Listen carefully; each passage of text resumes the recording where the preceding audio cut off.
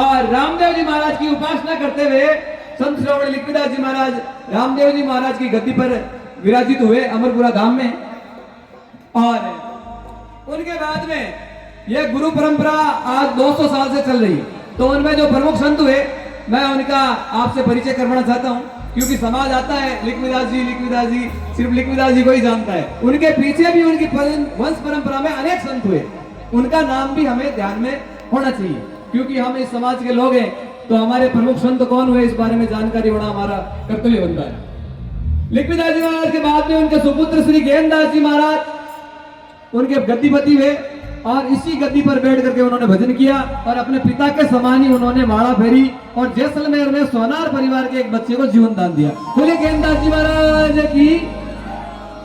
फिर लिखविदास जी महाराज के पुत्र ज्ञानदास जी के पुत्र है श्री बिरदाराम जी महाराज, उन्होंने भी भजन किया। उनकी कुछ वाणियां भी उपलब्ध है, जिनमें उनकी एक वाणी है, गुरुदेव कहे सुन चेला तारो जन्म सफल कद होवेला।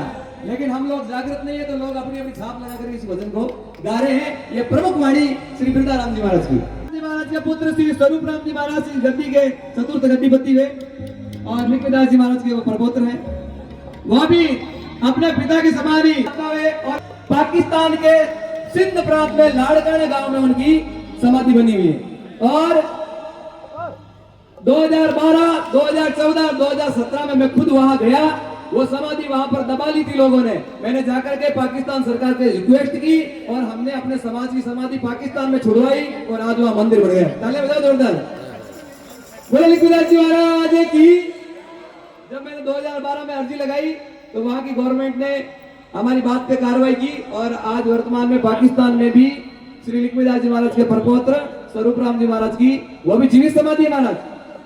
और उनके बाद में श्री हरजीराम जी महाराज इस गद्दी के गद्दीपति हुए, जिनकी समाधि लिखविदास जी महाराज के पास में डावे हाथ में आप देखते हैं। उनके बाद में श्री गोवर्धनदास जी महाराज उनके गद्दीपति हुए और उनके भाई श्री कृपाराम जी महाराज उनके गद्दीपति हुए। फिर यहाँ की गद्दी में श्री कृपाराम जी महाराज उन्होंने अपने भाई श्री मोतीराम जी महाराज को गद्दी पर स्थानांतरित किया और उधर श्री गोवर्धनदास जी महाराज ने अपने पुत्र जीतूराम जी को किया, जो बाड़ी धाम पर विराजते हैं। पर अभी वर्तमान में इस गद्दी पर श्री लूण राम जी महाराज विराजित है और बाड़ी धाम पर जो है वो मुझदास को अलंकृत किया गया है। बोलो सच्चिदानंद भगवान की।